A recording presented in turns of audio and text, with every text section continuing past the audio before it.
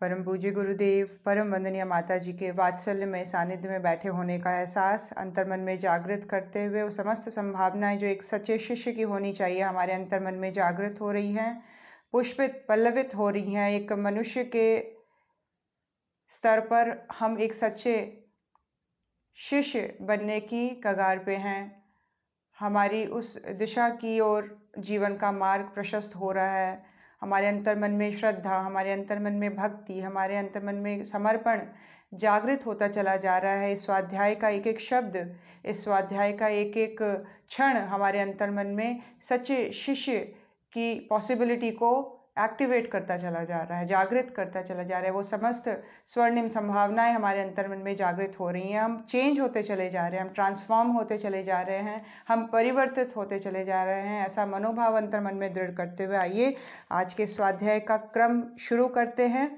परम पूज्य गुरुदेव के असाधारण श्रेष्ठ सर्वश्रेष्ठ शिष्य के रूप में आज हम सबके समक्ष आदरणीय श्रद्धेय डॉक्टर साहब हैं, डॉक्टर प्रणब पंड्या जी, जिनके द्वारा लिखित अंतर जगत की यात्रा का ज्ञान और विज्ञान, अंतर जगत की यात्रा का ज्ञान विज्ञान पार्ट 1 आज हम शुरू करेंगे। एक नया सीरीज आज से शुरू कर रहे हैं, जिसके अंतर्गत अपनी बात आपसे के टॉपिक के अंतर्गत वो क्या समझाना चाह रहे हैं, इस अंतर जगत की यात्रा के पीछे का उद्देश्य क्या है, वो क्या बताना चाह रहे हैं, इसको बड़े ध्यानपूर्वक और बहुत गहरे और स्थिर मनस्थिति को लेते हुए इसके शब्दों को आत्मसात करने का प्रयास करें और इस बात का पूर्ण विश्वास रहे कि हमारी अलर्टनेस, हमारी अवेयरनेस जितनी बढ़ी चढ़ी रहेगी, उस एनर्जी को हम उतना ही अपने अंदर एब्जॉर्ब कर पाएंगे और इसके एक एक शब्द के द्वारा हमारा जीवन, हमारा सोच, हमारा दृष्टिकोण, हमारे विचार उनके अनुकूल होते चले जाएंगे, गुरु के लायक हम बनते चले जाएंगे। ऐसा मनोभाव दृढ़ करते हुए आइए शुरू करते हैं अपनी बात आपसे, जहाँ श्रद्धेय डॉक्टर साहब बता रहे हैं परम पूज्य गुरुदेव एवं महर्षि पातंजलि में अद्भुत साम्य है। पूज्य गुरुदेव महर्षि पातंजलि, अध्यात्म जगत में इन दोनों की उपस्थिति अत्यंत विरल है। ये दोनों ही अध्यात्म के शिखर पुरुष हैं, परंतु वैज्ञानिक हैं। वे प्रबुद्ध हैं, बुद्ध, कृष्ण, महावीर एवं नानक की भांति हैं, लेकिन इन सबसे पूरी तरह से अलग एवं मौलिक हैं। बुद्ध, श्री कृष्ण, महावीर एवं नानक जी ये सभी महान धर्म प्रवर्तक हुए हैं। इन्होंने मानव मन और इसकी संरचना को बिल्कुल बदल दिया है, लेकिन उनकी पहुंच, उनका तरीका वैसा सूक्ष्मतम स्तर पर प्रमाणित नहीं है जैसा कि पातंजलि का है। यहाँ पर एक कंपैरेटिव स्टडी के लेवल पर बात हो रही है, जहाँ पे परम पूज्य गुरुदेव को और महर्षि पातंजलि के सामंजस्य को समझाया जा रहा है, जिनको अन्य दूसरे जो अवतार हुए हैं, बुद्ध, श्री कृष्ण भगवान, महावीर भगवान, भगवान नानक, इन सभी से अलग और सूक्ष्म बताया जा रहा है। उनका जो तरीका है वो वैज्ञानिकतम आधार पर ज़्यादा टिका हुआ है। प्रैक्टिकल एस्पेक्ट को लेकर उन्होंने जीवन में अध्यात्म को बताया है, जैसा कि महर्षि पातंजलि का है। जबकि महर्षि पातंजलि एवं वेद मूर्ति गुरुदेव अध्यात्म वेत्ताओं की दुनिया के आइंस्टाइन हैं। उनको एक वैज्ञानिक के तौर पर यहाँ पे बताया जा रहा है कि अध्यात्म जगत के अगर आइंस्टाइन किसी को कहा जाएगा तो वो महर्षि पातंजलि और वेद मूर्ति पूज्य गुरुदेव हैं। वे अद्भुत घटना है। वे बड़ी सरलता से आइंस्टाइन, बोर, मैक्स प्लैंक या हाइजेनबर्ग की श्रेणी में खड़े हो सकते हैं। उनकी अभिवृत्ति और दृष्टि ठीक वही है जो एकदम विशुद्ध वैज्ञानिक मन की होती है। जिस तरह से उन्होंने अध्यात्म को हम सबके समक्ष रखा अपने जीवन में प्रैक्टिकल एस्पेक्ट्स के थ्रू, जो उन्होंने समझाने और दिखाने का प्रयास किया, वो ठीक एक बिल्कुल ही स्ट्रिक्ट एक साइंटिस्ट के तौर पर उन्होंने हर एक चीज़ को वैज्ञानिकता के आधार पर खरा और बहुत ही डिस्क्रिप्टिव तरीके से हमारे सामने रखा है, जैसे कि एक बहुत हार्डकोर लेवल के साइंटिस्ट होते हैं। कृष्ण कवि हैं, कवित्व पातंजलि एवं गुरुदेव में भी है, किंतु इनका कवित्व कृष्ण की भांति बरबस उमड़ता व बिखरता नहीं, बल्कि वैज्ञानिक प्रयोगों में लीन हो जाता है। पातंजलि एवं गुरुदेव वैसे रहस्यवादी भी नहीं है जैसे कि कबीर थे। ये दोनों ही बुनियादी तौर पर वैज्ञानिक हैं जो नियमों की भाषा में सोचते विचारते हैं। अपने निष्कर्षों को रहस्यमय संकेतों के स्वर में नहीं, वैज्ञानिक सूत्रों के रूप में स्पष्ट रूप से प्रकट करते हैं। उनकी कोई भी बात, उनका कोई भी थ्योरी बहुत स्पष्ट होता है। किसी भी तरीके से यहाँ पर रहस्यवादी या बुनियादी तौर पर, मतलब अगर देखा जाए तो उनकी जो सोच है, उनकी जो विचार है, वो बिल्कुल डायरेक्ट टॉपिक को एक तरह से अटैक करती है, या एक तरह से पूरी तरह से जिसको बोलते हैं प्रैक्टिकल लेवल पर प्रमाणित करते हुए किसी भी चीज़ को एक्सप्लेन करती हैं, ठीक एक वैज्ञानिक की तरीके से। अद्भुत है इन दोनों महापुरुषों का विज्ञान। ये दोनों गहन वैज्ञानिक प्रयोग करते हैं, परंतु उनकी प्रयोगशाला पदार्थ जगत में नहीं अपितु चेतन जगत में है। इनकी लेबोरेटरी कहाँ है? इनकी लेबोरेटरी में मटेरियलिस्टिक लेवल पर काम नहीं होता है, बल्कि इनके लेबोरेटरी में चेतना के स्तर पर श्रद्धा, भावना, आदर्श, गुण, स्वभाव और कर्म के बेस पर इनके लेबोरेटरी में बातें होती हैं। वे अंतर जगत के वैज्ञानिक हैं और इस ढंग से वे बहुत ही विरल एवं विलक्षण हैं। अंतर जगत के वैज्ञानिक बहुत ही, जिसको बोलेंगे अनकॉमन तरीके से यहाँ पे गुरुदेव के एक नए स्वरूप को समझाने का, एक वैज्ञानिक स्वरूप को समझाने का श्रद्धेय डॉक्टर साहब ने प्रयास किया है, और बहुत ही सुंदर ढंग से बता रहे हैं कि ये दोनों ही अपने आप में बहुत विरल, मतलब रेयर हैं और विलक्षण हैं। वे अंतर जगत के वैज्ञानिक हैं और इस ढंग से वे बहुत विरल और विलक्षण हैं, क्योंकि जो लोग अंतर जगत में प्रवेश करते हैं वे प्रायः कवि हो जाते हैं, और जो बाह्य जगत में प्रवेश करते हैं वे अक्सर हमेशा वैज्ञानिक होते हैं। परंतु यहाँ यह नियम उलट पुलट गया है। ये दोनों ही प्रकृति सत्य से परे और पार चले गए हैं। क्या कह रहे हैं?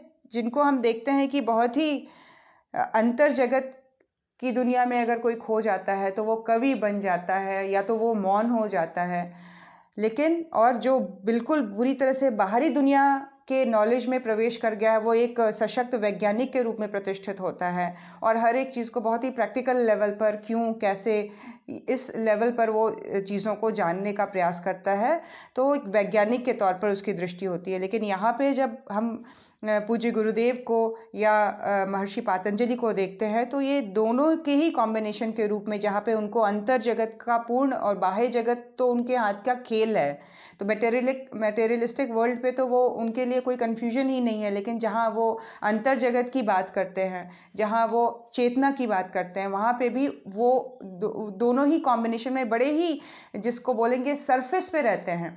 कहीं भी उनको खोया हुआ, उनको डूबा हुआ या संकेत देता हुआ नहीं पाया गया। बिल्कुल ही टू द टॉपिक, श्रेष्ठ, क्लियर और बिल्कुल क्लैरिटी के साथ किसी भी चीज़ का वो वर्णन करते हैं या चीज़ों को बताते हैं या आदर्शों को प्रस्तुत करते हैं। यहाँ पे दोनों के ही कॉम्बिनेशन के रूप में, दोनों ही प्रकृति का कॉम्बिनेशन उनकी पर्सनालिटी में दिखाई पड़ता है। इस तरह से तपोमूर्ति गुरुदेव एवं महर्षि पातंजलि विधाता के विश्व के उद्यान के अति दुर्लभ दो पुष्प हैं। उनके पास वैज्ञानिक मस्तिष्क है, लेकिन उनकी यात्रा भीतरी है। उन्होंने अनेकों प्रयोग किए, परंतु उनके सारे प्रयोग पदार्थ जगत में नहीं, चेतन जगत में किए गए हैं। उन्होंने मनुष्य के अंतस जगत के निरपेक्ष नियमों का निगमन करके सत्य और मानवीय मन की चरम कार्य प्रणाली के विस्तार का अन्वेषण और प्रतिपादन किया है। बहुत ही सुंदर तरीके से बता रहे हैं कि ये दो इम्पॉर्टेंट पर्सनालिटी हैं गुरु भगवान के इस विश्व उद्यान के। किस तरह से कि उन्होंने जितने भी प्रयोग किए हैं, सबसे पहले तो चेतना के स्तर पर उन्होंने सारे प्रयोग करके दिखाए हैं, और उन्होंने मनुष्य के अंतस जगत के निरपेक्ष नियमों का खुलासा किया है और सत्य से अवगत करवाया है। मानवीय मन की चरम कार्य प्रणाली के विस्तार, अन्वेषण और प्रतिपादन किया है कि मनुष्य का जो मन है उसकी लिमिटेशन कितनी दूर तक है या कितनी विस्तृत है, कितना विस्तार लिए हुए है ये मनुष्य का जीवन, उसकी चेतना, उसका मन कितना ज़बरदस्त शक्ति से या सबकॉन्शियस माइंड के लेवल पर जो पावर्स बताया जाता है ह्यूमन एग्जिस्टेंस की, तो उस लेवल पर उन्होंने बिल्कुल वैज्ञानिक आधार पर चीज़ों को प्रतिपादित किया है, अन्वेषण और प्रतिपादन किया है। उनका अध्ययन करने पर स्पष्ट होता है कि वे गणित के फार्मूले जैसी सटीक बात करते हैं, है ना, जिसमें किसी भी तरह की कोई कंफ्यूजन नहीं होती है। 2 + 2 = 4, एकदम स्ट्रेट स्टेटमेंट की तरह उन्होंने हर एक चीज़ को बहुत क्लैरिटी के साथ सामने उन्होंने प्रस्तुत किया है। यदि उनकी बात मानी जाए, जैसा वे कहते हैं वैसा किया जाए, तो परिणाम मिलेगा ही। उनकी बातों में वैसा ही सुनिश्चित है जैसे कि 2 और 2 का 4 होना सुनिश्चित है। ठीक वही बात, एकदम सिंपल मैथमेटिकल कैलकुलेशन की तरह गुरुदेव की बातें बिल्कुल सटीक, श्रेष्ठ, स्ट्रेट है और पूरी तरह से एक तरह से कहा जाए कि उन्होंने करके दिखाया हुआ है, एक्सपेरिमेंटेड है।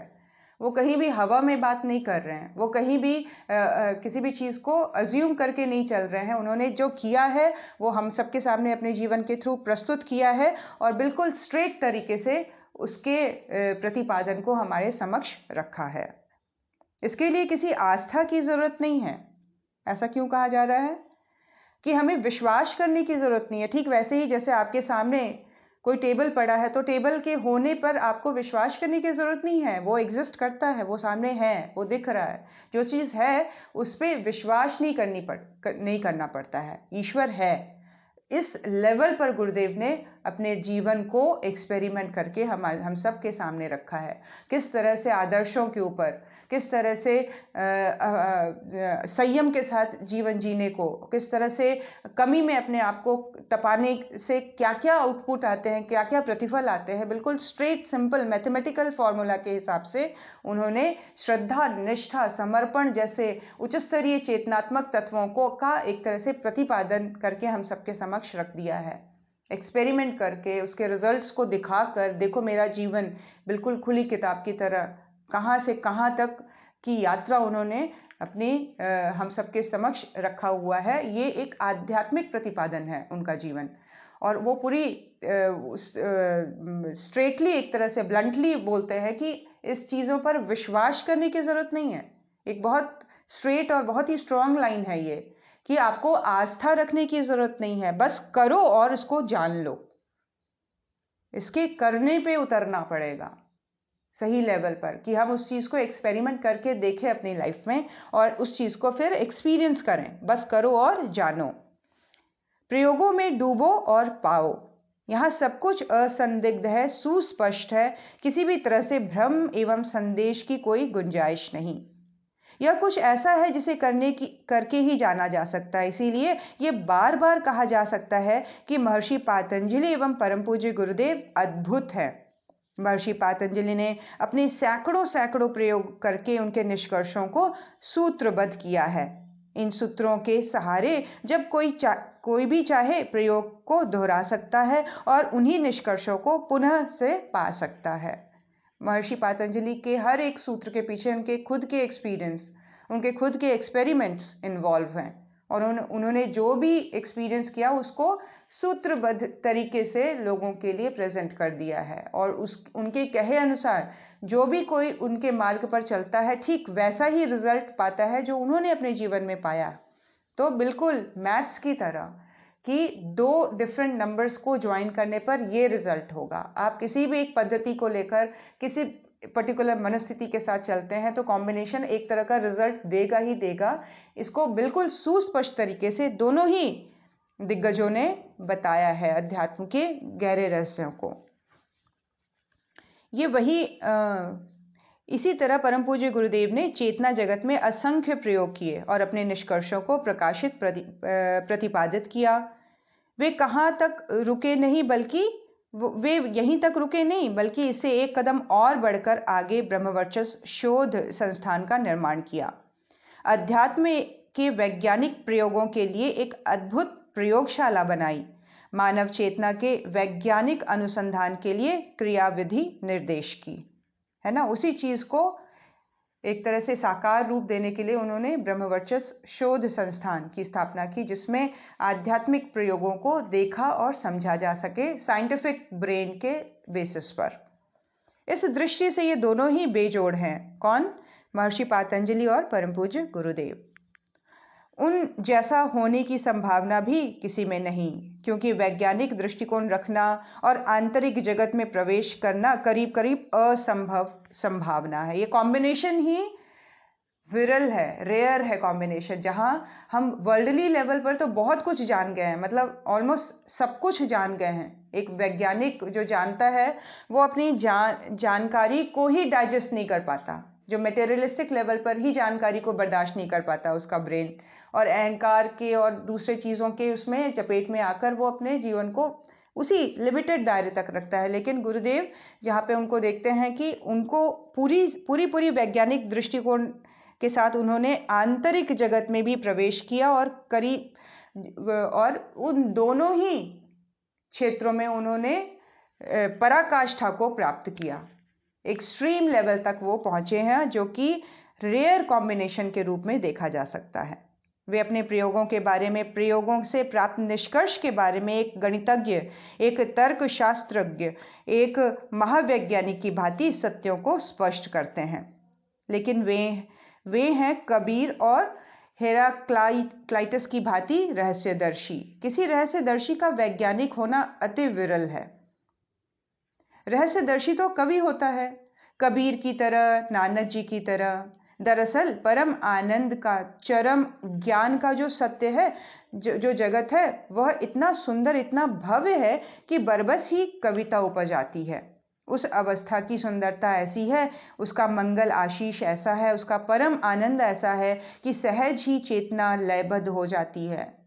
अपने आप ही छंद बनते और काव्य प्रस्फुटित होते चले जाते हैं। अंतर जगत में यात्रा जब प्रवेश शुरू होता है तो कुछ इस तरह की वृत्तियां जागृत होती हैं, जहां भावनाएं सुंदर सुरीले रूपों में, शब्दों में वो मुखरित होने लग जाती है, अपने आप को प्रकट करने लग जाती है। इट्स नॉर्मल, ये ऐसा होता है, रेयर। जो कवि की जो स्थिति होती है, आप देखेंगे जो बड़े बड़े कवि हुए हैं वो आध्यात्मिक रहे हैं, उनकी जो दिशा रहती थी मन की, विचारों की, वो अंतर मन में घूमने की अधिक रहती थी। वो अंतर जगत के यात्री हुआ करते थे।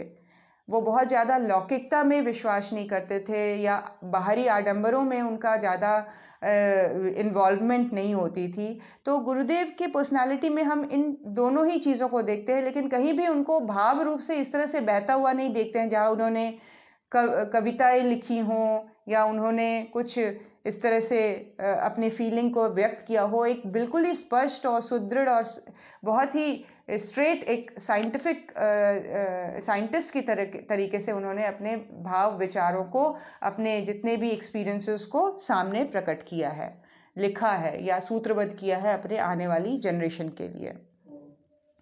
लेकिन महर्षि पातंजलि एवं परम पूज्य गुरुदेव अध्यात्म चेतना के इस शिखर पर पहुंचकर भी इस सम्मोहन में बंधे नहीं, रहस्यवादी के रूप में उनको नहीं देखते हैं हम उनको एक बहुत ही टू द पॉइंट बात करने वाला, जैसे एक वैज्ञानिक होता है, और पूरी तरह से प्रमाणित बातों को करने वाला एक बहुत ही स्ट्रेट व्यक्तित्व के रूप में इन दोनों को देखा गया है, जहाँ कहीं कोई कविता उनके जीवन में नहीं दिखाई देती है, कहीं कोई रहस्यवाद नहीं दिखाई देता है, कहीं कोई इनडायरेक्ट इशारा करने वाली बातें नहीं दिखाई देती है। जहाँ भी उन्होंने जो भी कहा है वो बिल्कुल ही श्रेष्ठ और डंके की चोट पर और बिल्कुल सीधे साधे तरीके से अपने लाइफ को एज एन एक्सपेरिमेंट सामने प्रस्तुत करते हुए बताया है। मैंने ऐसा किया, तुम ऐसा करो, वो ये बात करते हैं। देखो मेरे जीवन को, और मैंने जैसा किया उसी मार्ग पर चलने की वो बात रखते हैं। इनके सौंदर्य के जादू को स्वयं पर हावी नहीं होने देते। हालांकि यह बहुत कठिन है। ऐसी अवस्था में आज तक कोई भी स्वयं को रोक नहीं सका। बुद्ध, दादू, रज्जब सबके सब काव्यमय हो गए। यह अवस्था ही कुछ ऐसी होती है जब उसकी अपार भव्यता एवं उसका परम सौंदर्य अपनी अंतर चेतना में फूटता है तो बरबस अपना समूचा अस्तित्व नाच उठता है। अंतर जगत की लेवल पर जब व्यक्ति इतना ऊंचा उठ जाए तो ये भाव इस तरह से प्रस्फुटित होते ही होते हैं, जो कि नॉर्मल है। बहुत मतलब ये संभव ही नहीं हो सकता कि उस भावावेश को रोका जा सके। वो इस तरह से व्यक्त होंगे ही होंगे, काव्यमय रूप में व्यक्त होंगे ही होंगे। प्रकृति के सौंदर्य की अभिव्यक्ति इस तरह से होती ही है कि समूचा अस्तित्व नाच उठता है। यह अवस्था उस प्रेमी की होती है जो सारी सृष्टि में ही प्रेम में पड़ा हुआ है। परंतु पातंजलि और गुरुदेव दोनों ही ऐसी अवस्था पाने के बावजूद काव्य का प्रयोग नहीं करते हैं। वे सौंदर्य के ही नहीं, सूत्रों की भाषा में बात करते हैं। हर एक एक्सपीरियंस को वो बहुत ही टू द पॉइंट तरीके से और बहुत स्ट्रेट तरीके से और बहुत किस तरह से करना है तुम्हें इसको, इस तरीके से बताने का प्रयास कर रहे हैं। जैसे एक टीचर, एक शिक्षक अपने बच्चे को किसी भी चीज़ की क्लैरिटी देना चाह रहा हो, किसी भी फॉर्मूले को डिटेल तरीके से समझाना चाह रहा हो, इस तरीके से वो अपनी भाषा में बहुत साफ शब्दों में व्यक्त करते हैं।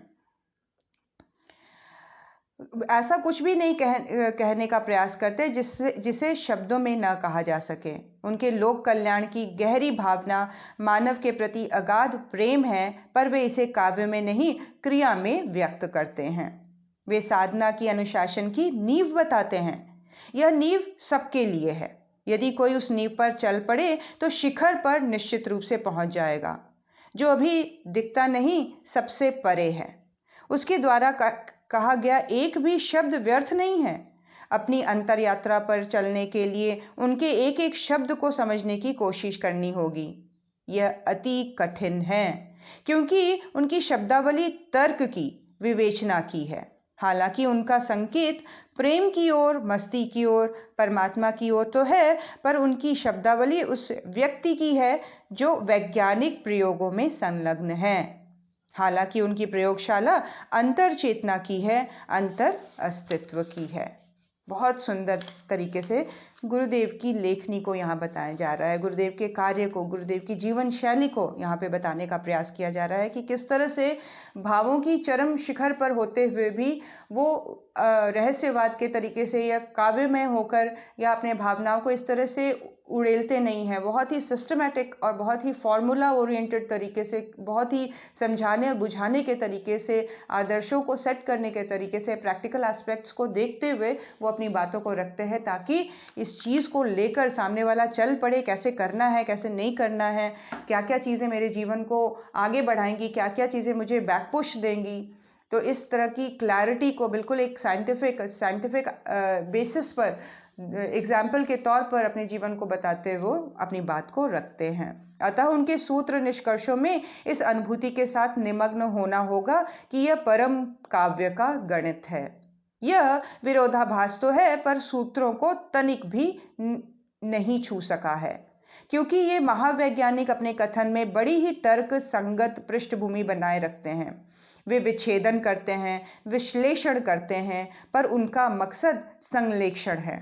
ये बड़ा इंपॉर्टेंट लाइन है। विच्छेदन करना मतलब उसको डायसेक्ट करना, उसको छोटे छोटे पार्ट्स में डिवाइड करना, छोटे छोटे टुकड़ों में डिवाइड करके उसको समझाना, विश्लेषण करना, डिस्क्रिप्टिव तरीके से उसका डिफाइन करना, एक्सप्लेन करना, एक्सप्लेनेशन देना, विश्लेषण करना, और उनका मकसद संश्लेषण है, ताकि उसको पूरी तरह से एब्जॉर्ब किया जा सके, उसको लेकर उसको अपने जीवन में इनिशिएट किया जा सके।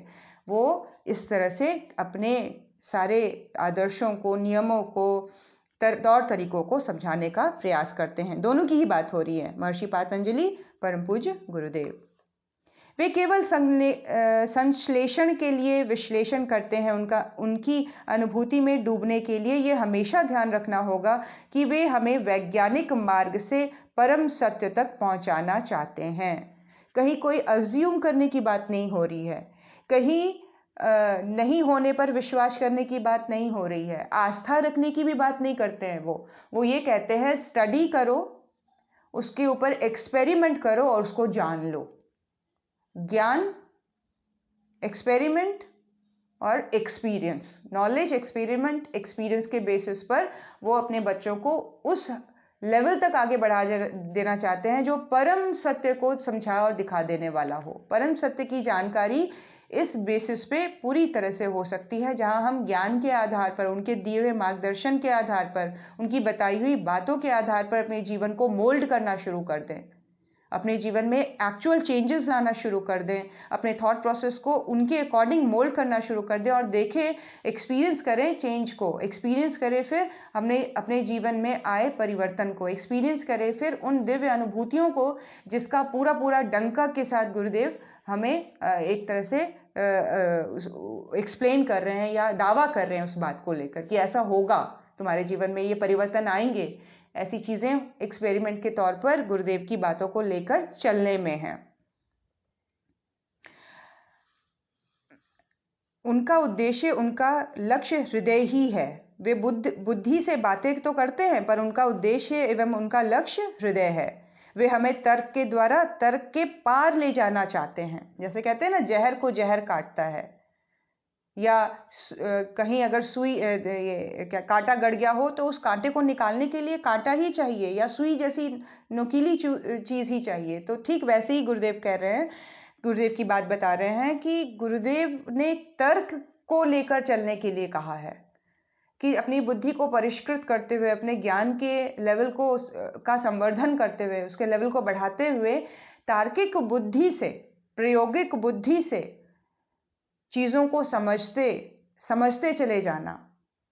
ये मनुष्य जीवन क्या है, ये मुझे क्यों मिला है, बुद्धि क्या है, बुद्धि कैसे काम कर रही है, इसको कैसे मैं अपने अकॉर्डिंग लेके काम कर सकता हूँ, इसके अपने अकॉर्डिंग मैं इसको कैसे मोल्ड कर सकता हूँ, मुझे चेंजेस लाने हैं तो मुझे क्या क्या चाहिए। पूरी तरह से प्रैक्टिकल एस्पेक्ट को तर्क से काटते हुए तर्क के पार ले जाने का प्रयास कर रहे हैं गुरुदेव। जहर को जहर से काट रहे हैं और उसके बाद के अमृत का स्वाद दिला देना चाहते हैं। लेकिन उसका बेसिस क्या है? बेसिक लेवल पर बुद्धि के शार्पन होने की बहुत जरूरत है। आप किसी भी महामानव को उठा के देखिए, विवेकानंद का जीवन का 90% टाइम स्वाध्याय में बीता है, ज्ञान अर्जन में बीता है। ऑल्दो उन्होंने लास्ट में ये कहा कि अब मुझे ऐसा लगता है कि जितना भी ज्ञान मैंने अर्जित किया है, ये इसको मैं पूरी तरह से खाली कर दूं, क्योंकि अंततः खाली हो जाने में ही या उस मोमेंट में स्थिर हो जाने में ही आनंद की स्थिति है। उसके लिए ज्ञान इनिशियल लेवल पर चाहिए। गुरुदेव जिस तर्क की बात कर रहे हैं वो चाहिए। हमारी बुद्धि सही को सोचने में बिजी होनी चाहिए, उस विश्लेषण में हमारी बुद्धि लगे, उस तार्किक उस डिसीजन मेकिंग में हमारी बुद्धि को लगना होगा, तब हम उस स्थिति को पार करेंगे। तब हमारी वो परिमार्जित दृष्टिकोण विकसित होगी आगे चलकर, जहां हम सत्य को एक्सपीरियंस कर पाएंगे। महर्षि पातंजलि एवं तपोमूर्ति परम पूज्य गुरुदेव दोनों ही हमें धीरे धीरे कदम दर कदम बड़े ही धीरज के साथ हमारी उंगली पकड़कर चेतना की शिखर की ओर ले जा रहे हैं। वे प्रत्येक कदम की महिमा समझाते हैं, उनकी फल श्रुति बतलाते हैं। ऐसा करने में जो बाधाएं आएंगी उनसे सचेत करते हैं, उनके निराकरण के उपाय सुझाते हैं। वे हमें अपने अनुशासन में बांधते हैं, पर उनका अनुशासन माँ के मातृत्व की तरह बड़ा प्यारा और मधुर है। क्या करना है और क्या नहीं करना है, दोनों के ही कॉम्बिनेशन को बहुत ही सुंदर तरीके से और बेबी स्टेप्स के साथ उंगली पकड़कर चलने की बात हो रही है। जब हम कोई चीज़ अपने जीवन में संकल्पित किसी चीज़ के लिए होते हैं तो इस बात का ध्यान रहे कि गुरु ने हमारा हाथ पकड़ लिया है, तभी मेरी बुद्धि ऐसा सोच पा रही है। अब मुझे उनके हाथ को जोर से पकड़ के रखना है। अब मुझे उनके बताए हुए मार्ग पे अपनी बुद्धि को विश्लेषण में डाल देना है, बिजी कर देना है ब्रेन को उस लेवल पर जहाँ पे हम चेंजेस लाना चाहते हैं। ऐसा क्यों है करके अपने पीछे लग जाना है। उस बेसिस पे जिसका आधार हमें गुरुदेव ने दिया है, उसको बहुत ही गहराई से पकड़कर आगे बिल्कुल बच्चे की तरह कदम को बढ़ाते हुए उनकी उंगली पकड़कर चेतना की शिखर यात्रा हमने अपनी स्टार्ट करनी है, आगे बढ़ना है। इन पंक्तियों के पाठकों से यह बड़ा ही निजी सवाल है कि क्या आप इस अनुशासन को स्वीकार करने के लिए तैयार हैं? यदि जवाब हाँ में है तो ही महर्षि पातंजलि के सूत्रों निष्कर्षों की व्याख्या परम पूज्य गुरुदेव के प्रयोगों एवं अनुभवों के परिप्रेक्ष्य में जानने का वास्तविक लाभ है। क्योंकि ये स्वाध्याय हो रहा है, कोई पढ़ रहा है, सुनना अच्छा लग रहा है, इसीलिए सुन रहे हैं, तो इसका कोई भी लाभ हमारे जीवन में नहीं उतरेगा। ये ट्रांसफॉर्मेशन के तरीके से हमारे जीवन में काम नहीं करेगा। जैसा घिसा पिटा सा जीवन हम जी रहे हैं, वही जीते हुए ये मनुष्य की पूरी हमारी जो एक डिफाइंड टाइम लिमिट मिला हुआ है, इसको हम ख़त्म करके इस दुनिया से चले जाएंगे। लेकिन वाकई अगर हम चेंज चाहते हैं, वाकई अगर हम ट्रांसफॉर्म होना चाहते हैं, वाकई अगर मनुष्य के होने की हाईएस्ट पॉसिबिलिटी को एक्सपीरियंस करना चाहते हैं, तो हम गुरुदेव के बताए हुए को एक्सपेरिमेंट करें अपने जीवन में।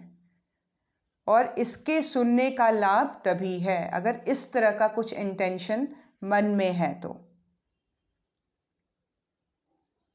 यदि जवाब हाँ में है तो ही महर्षि पातंजलि के सूत्र निष्कर्षों की व्याख्या अथवा परम पूज्य गुरुदेव के प्रयोग एवं अनुभवों के परिप्रेक्ष्य में जानने का वास्तविक लाभ है।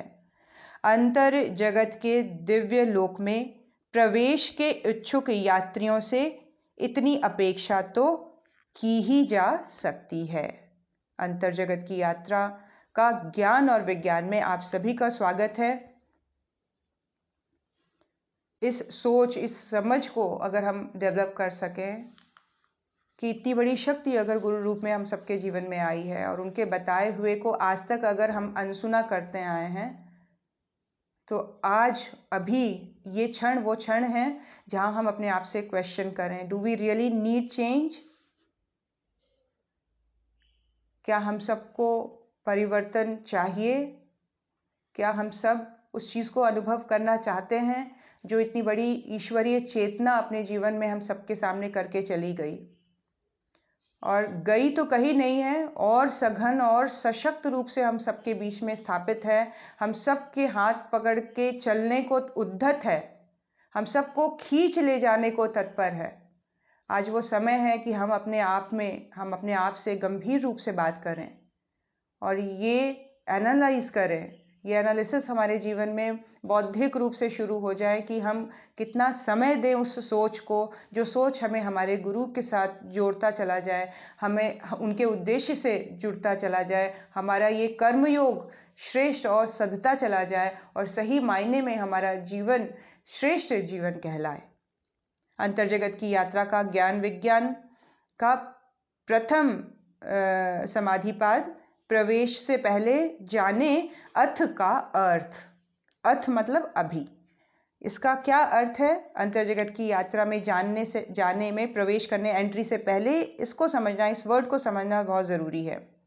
योग साधकों के लिए सबसे पहले साधना के प्रवेश द्वार की पहचान ज़रूरी है।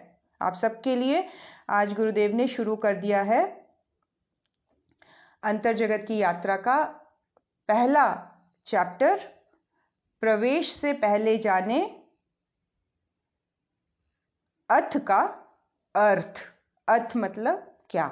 देखें, योग साधकों के लिए सबसे पहले साधना के प्रवेश द्वार की पहचान जरूरी है, क्योंकि वही एक महत्वपूर्ण स्थल है जहां से योग साधना की अंतर यात्रा शुरू होती है। महर्षि पातंजलि ने योग सूत्र में इसी के बारे में गूढ़ संकेत दिए हैं। इस प्रथम सूत्र में उन्होंने योग साधना की पूर्व तैयारियों, साधना में प्रवेश के लिए आवश्यकताओं एवं अनिवार्यताओं का ब्यौरा सूत्रबद्ध किया है। समाधिपाद, साधनापाद, विभूतिपाद एवं कैवल्यपाद तथा 115 सूत्रों वाले योग दर्शन की आधारशिला यही पहला सूत्र है। पहला सूत्र महर्षि पातंजलि क्या देते हैं? जो योग साधना में प्रवेश करने के जो एक इच्छुक हैं, जिनको अपने मनुष्य जीवन की उच्चतम संभावनाओं से जुड़ने का मन है, जिनके मन में ये प्रश्न उठता है कि मेरा जन्म क्यों हुआ है, मैं कौन हूँ जैसा प्रश्न, जहाँ वो अपने आप को शरीर से परे अनुभव करने की इच्छा रखते हैं और जानना चाहते हैं कि मेरी लिमिटेशंस कहाँ तक हैं। उन योग साधकों के लिए महर्षि पातंजलि ने सूत्र दिया है, और वो पहला सूत्र है अथ योगानुशासनम, यानी कि अब योग का अनुशासन। योग सूत्रकार महर्षि के एक एक शब्द को ठीक से समझना बहुत जरूरी है, क्योंकि महावैज्ञानिक पतंजलि एक भी शब्द का निरर्थक प्रयोग नहीं करते हैं। इस सूत्र में पहला शब्द है अथ। सूत्र क्या है? अथ योगानुशासनम। और इसका पहला शब्द अथ। अथ यानी योग सूत्र की ही भांति अथ शब्द ब्रह्म सूत्र में भी आया है। अथा तो ब्रह्म जिज्ञासा, यही पहला सूत्र है महर्षि वादरायण व्यास का। ब्रह्म सूत्र का भी पहला जो सूत्र है वो अथ से शुरू हुआ है, ठीक उसी प्रकार जैसे महर्षि पतंजलि का अथ योगानुशासनम। इसमें से अथ शब्द की व्याख्या में आचार्य शंकर एवं आचार्य रामानुजन ने सुदीर्घ व्याख्याएं की हैं। एक शब्द की बहुत सारी व्याख्या हुई है।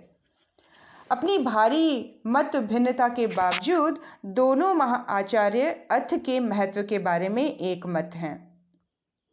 जिन्हें सचमुच ही साधना में प्रवेश करना है, उन्हें अच्छी तरह जान लेना चाहिए कि अथ को समझकर साधक का जीवन अर्थवान बनता है।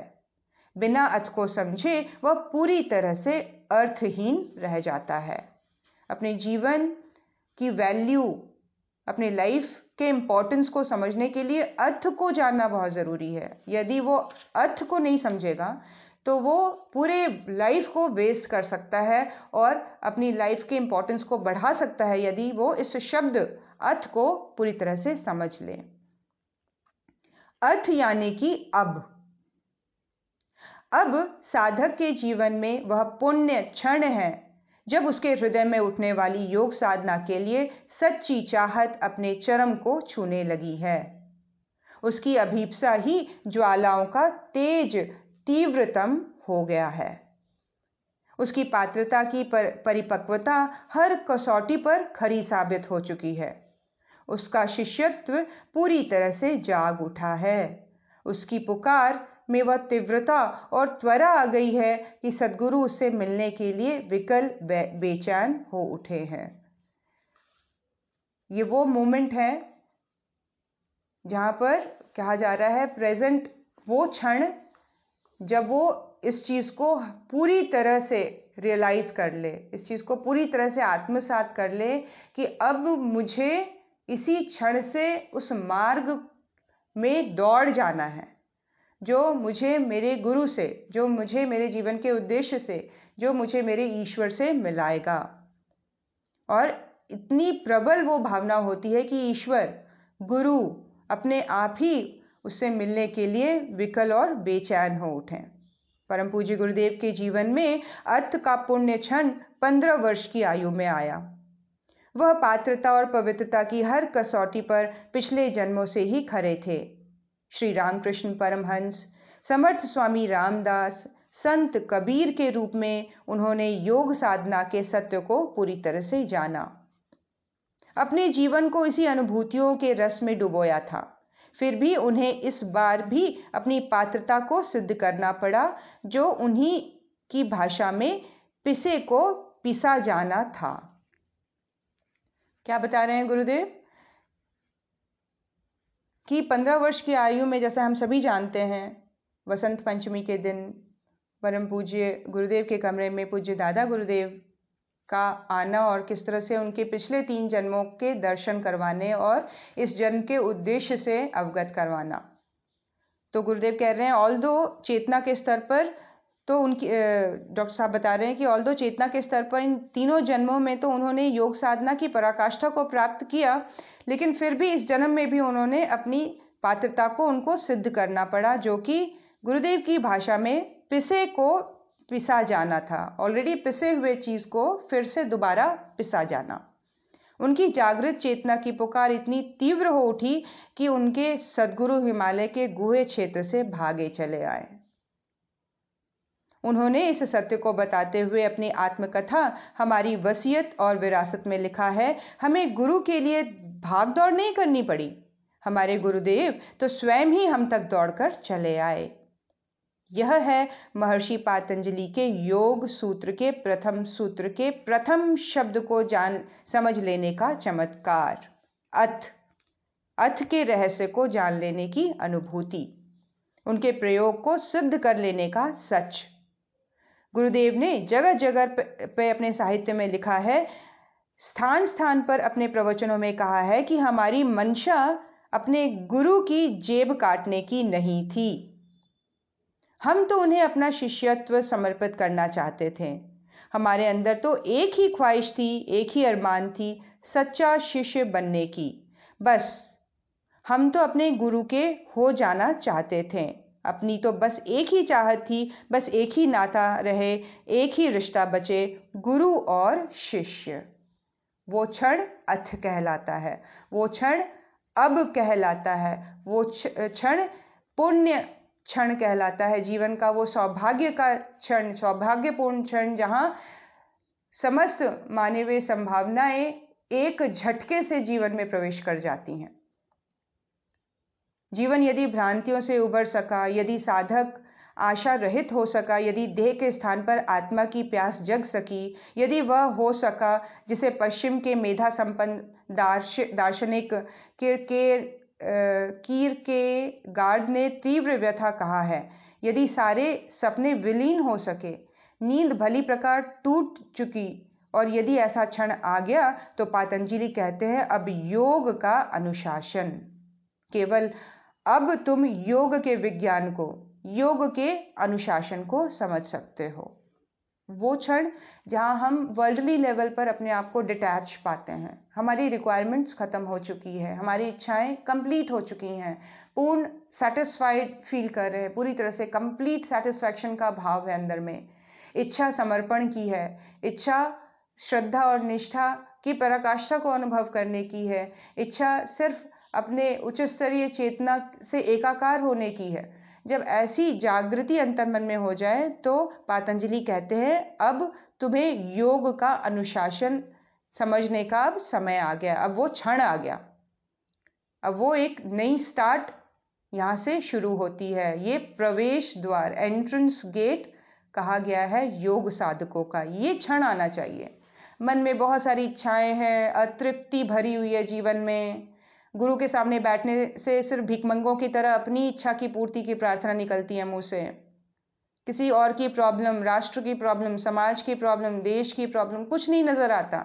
अपनी ही प्रॉब्लम सबसे बड़ी दिखाई देती है। अपने आप से बड़ा दुखियारा दुनिया में कोई दिखाई नहीं देता, तो कोई भी अनुष्ठान, कोई भी पूजा पाठ, कोई भी योग साधनाएं काम नहीं करेंगी। इसकी शुरुआत, इसकी स्टार्टिंग, इस जर्नी की एंट्री उस गेट से है जहां हम अपने लेवल पर सब कुछ खत्म कर दें, जहां हमारी अपनी रिक्वायरमेंट ही खत्म हो जाए, जहां हम हमारे लिए कोई प्यास ही नहीं है। हम सिर्फ जानना चाहते हैं वो शक्ति जो आई थी गुरु रूप में, उसको हम पूरी तरह से जानें, उसको हम पूरी तरह से पाने का प्रयास करें और अपनी सारी रिक्वायरमेंट की लिस्ट फाड़ के फेंक दें, खत्म कर दें, द एंड कर दें और मुड़ जाएं एक नए रास्ते की ओर, एक नई दिशा की ओर, एक नए उजाले की ओर, एक स्वर्णिम भविष्य की ओर जो पूरी तरह से सुनिश्चित है, पूरी तरह से वैज्ञानिकता के ऊपर आधारित है, पूरी तरह से प्रमाणित है, पूरी तरह से गुरुदेव के जीवन के द्वारा विश्लेषण कर दिया गया है, जिसका पूरी तरह से एक एक खंड खंड करके बता दिया गया है चीज़ों को कि इस तरह से आगे बढ़ने से जीवन कैसे समस्त स्वर्णिम संभावनाओं से जुड़ता चला जाता है। लेकिन उससे पहले इच्छाएं, उससे पहले रिक्वायरमेंट, उसके पहले नीड्स, उसके पहले अच्छा लगना, उसके पहले आनंद की प्यास, उसके पहले इंद्रियों की तृप्ति, उसके पहले अहंकार की तृप्ति समाप्त हो जाए। उसके पहले हमारे इस बॉडी के लेवल की एग्जिस्टेंस की जो रिक्वायरमेंट है, हम इसको कितना कम कर सकें।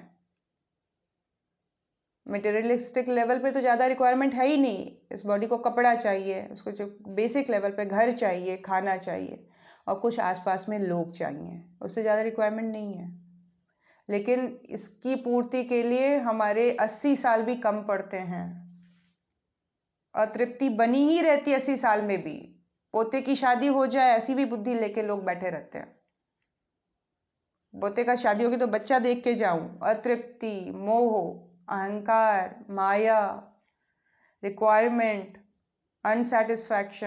अनसेटिस्फाइड वाली मनस्थिति, अभी और की वृत्ति, बिल्कुल ही जिसको कहते हैं मांगते की तरह हम पूरे जीवन को समाप्त करके चले जाते हैं। कभी गुरु के सामने बैठा और ये पूछा आपको क्या चाहिए, आपके अकॉर्डिंग मैं कैसे बन सकती हूँ, आपके लिए मैं अवेलेबल हूँ, आपके लिए मेरा पूरा समय है, आपके लिए मेरा पूरा धन है, आपके लिए मेरी पूरी प्रतिभा है। वहाँ से शुरुआत होती है योग साधना की। स्टार्टिंग पॉइंट ऐसा है।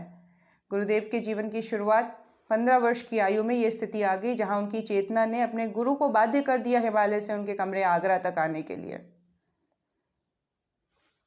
ये वो अंतर्जगत की यात्रा है जिसकी शुरुआत गुरुदेव कर रहे हैं। वहाँ पे शुरू होगी जहाँ हम ये कह देंगे कि अब मैं पूरी तरह से आपके लिए अवेलेबल हूँ, मुझे सब कुछ मिल गया।